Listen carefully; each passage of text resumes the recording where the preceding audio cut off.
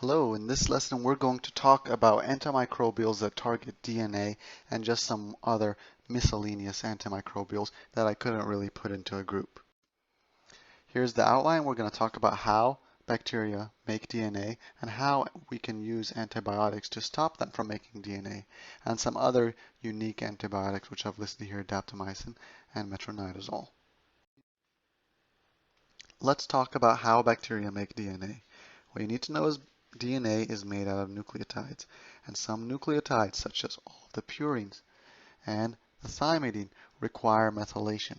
I'm not going to go over the exact biochemistry of it. I don't think it's very important right now, but what I will tell you is that if you look at a purine, all purines require methylation for these two carbons that you see over here, and the thymidine requires a methylation for this methyl group right over here.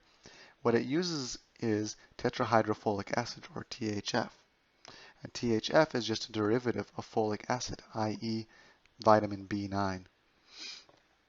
So if we can come up with an antibiotic that inhibits the production of THF in bacteria, what we've got then is a way that we can inhibit DNA synthesis in the bacteria. Something else you need to know is that the bacteria does have to replicate. And how it replicates, one of the first steps is going to be the helicase, which unwinds the strands. But while the helicase over here is going through and unwinding the strand, this strand over here is coiling a lot. It's developing a very tense coil, and that tense coil can just damage the DNA if it's not taken care of. That's why bacteria and us have topoisomerases, also known as gyrases, that cut the DNA, untwist the supercoil, and then re-glue it back together. And this prevents the supercoil from just breaking the strand altogether and causing damage to the bacteria's DNA. Let's talk about how THF is made. THF is derived from something known as PABA. And this PABA is only really found in bacteria, plants, and fungi, but not humans, which is why we have to get it from eating plants, or the bacteria in our gut will have to make it for us.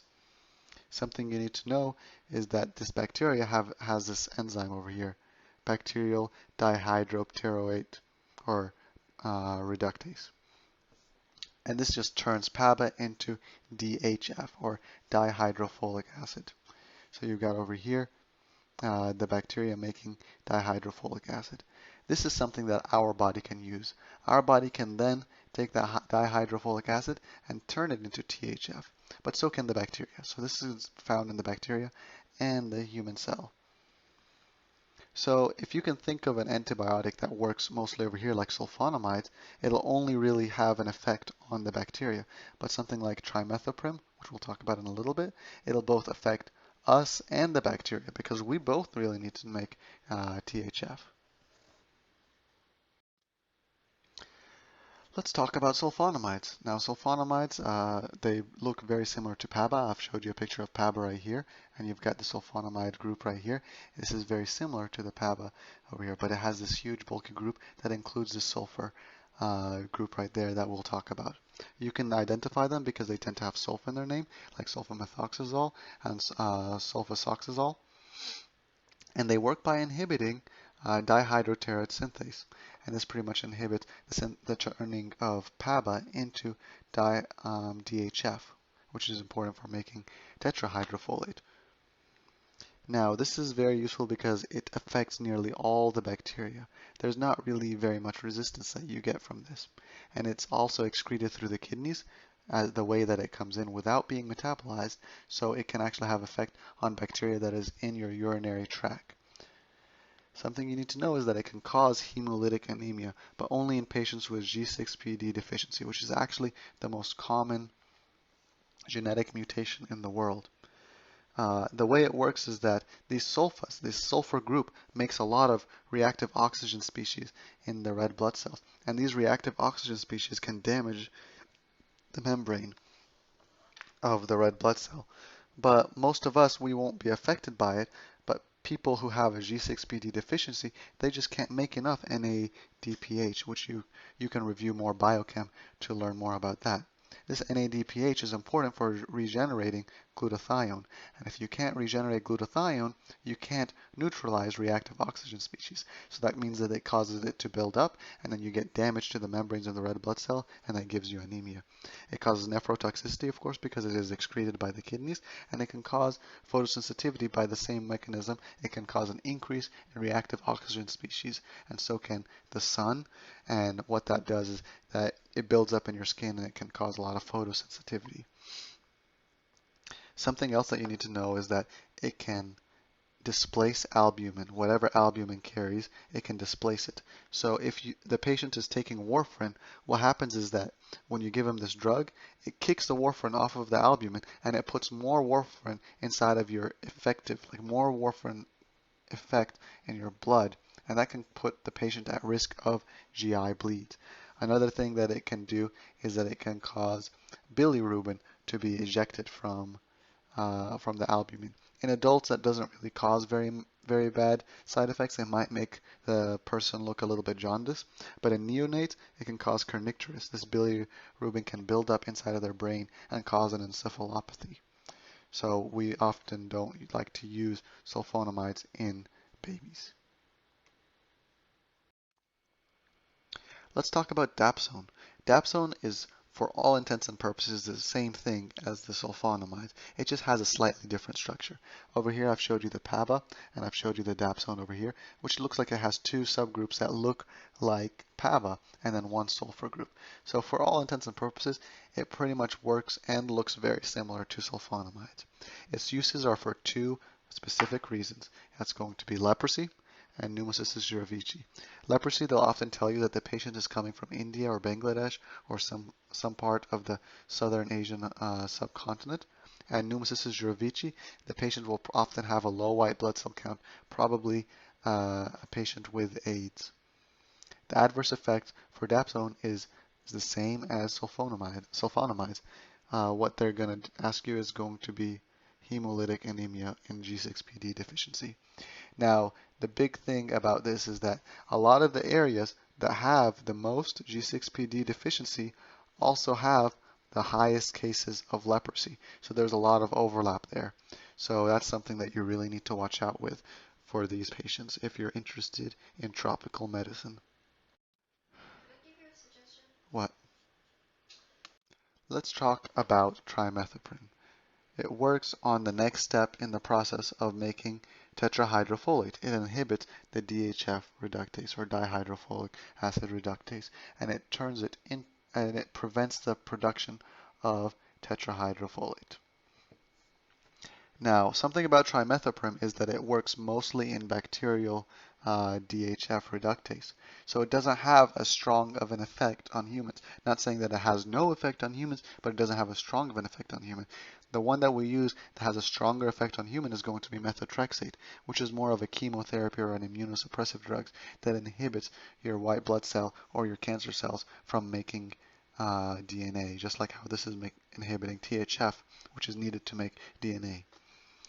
So the uses for TMP is going to be in combination with sulfonamides. This gives you a synergistic effect. You're affecting two parts of the same process, the same physiology, so you get a much stronger effect.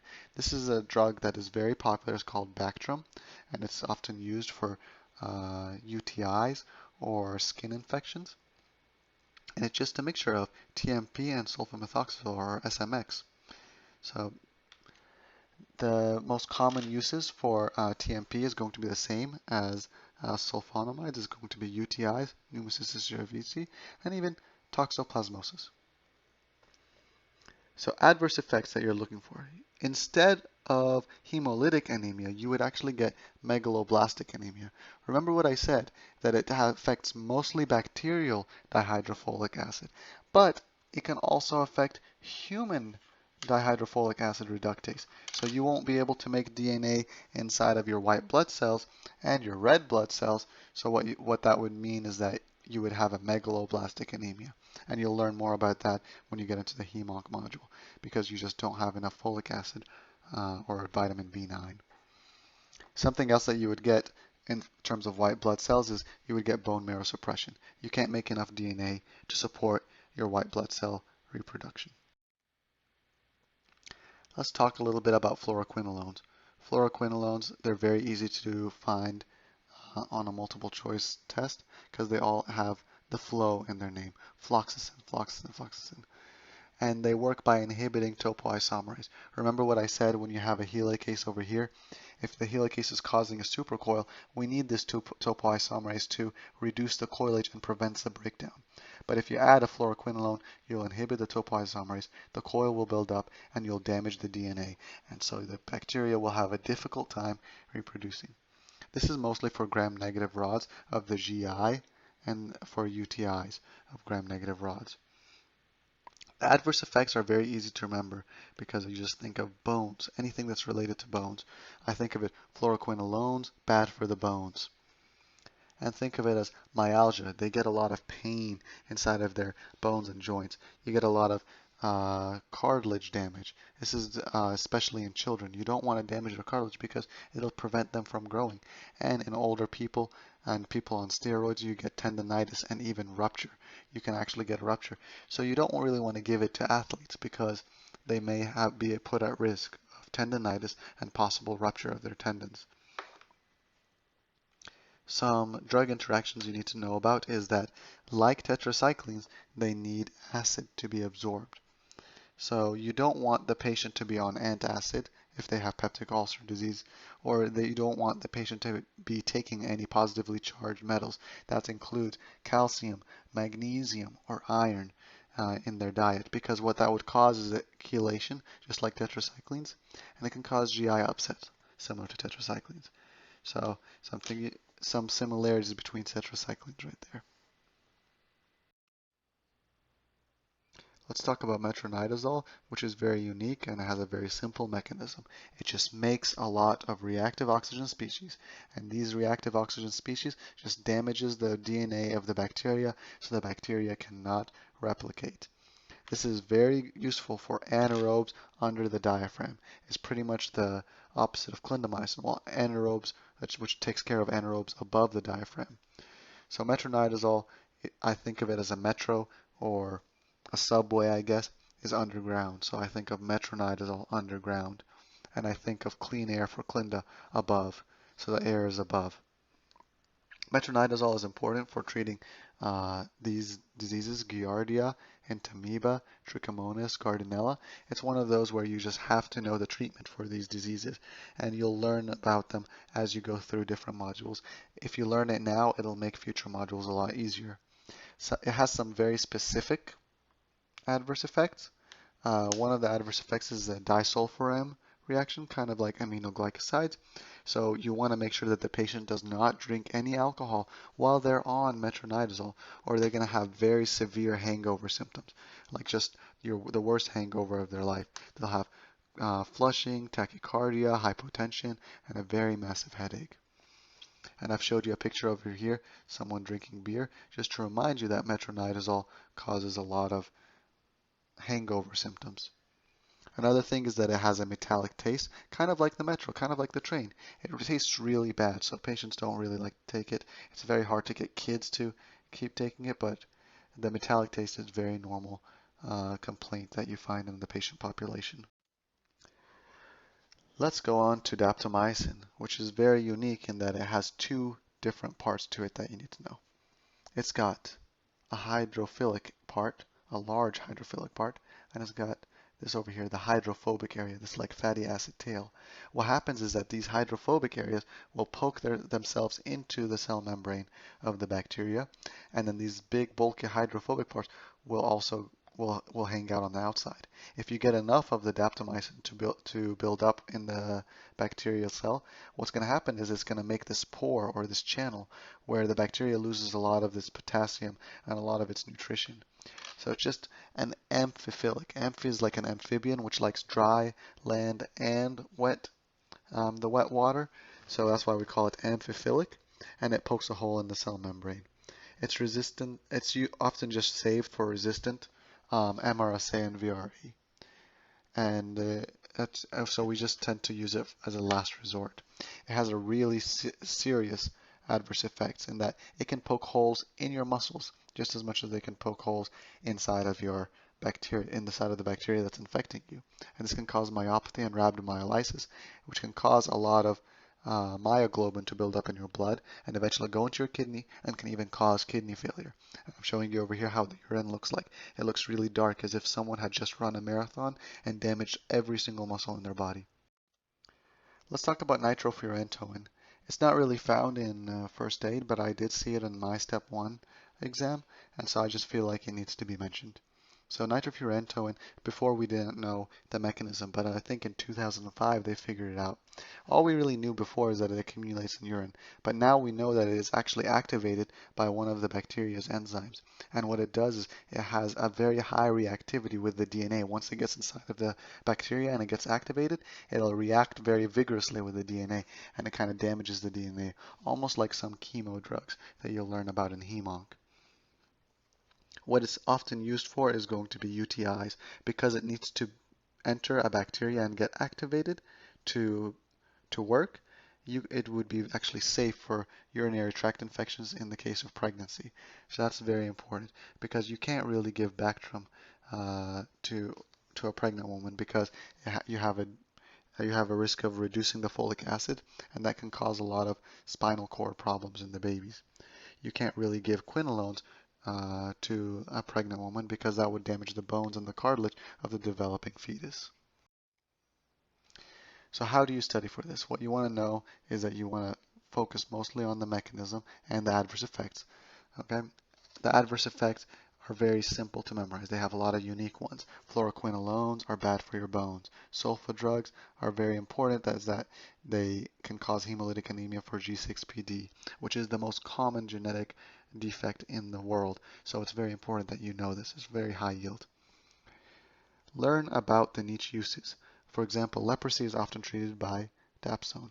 Pneumocystis jirovecii is often treated by Bactrim, and this will come up further in your pulmonary module, and it'll come up further as you go through medical school. But it'll make it easier if you just learn it now. Learn the mnemonics. Metronidazol for anaerobes below the diaphragm, and clindamycin above the diaphragm anaerobes. Here's an example of a scenario you might see in third year. Let's say that you're a third year medical student and an Egyptian woman is coming to you with a persistent UTI, and it's been going on for the last week. She tells you that she's allergic to penicillin, and so that's pretty much out of the question. So what you want to think of a UTI, you usually want to just give Bactrim, but you know that she's Egyptian, and you know around the Mediterranean area there's a high risk of G6PD deficiency, and you might not want to risk the hemolytic anemia that comes with it, so you might want to move on. She's also told you that she's allergic to penicillin, so it might be better to avoid amoxicillin and penicillin and ampicillin, since they have very similar structures to penicillin, because they're both beta-lactams.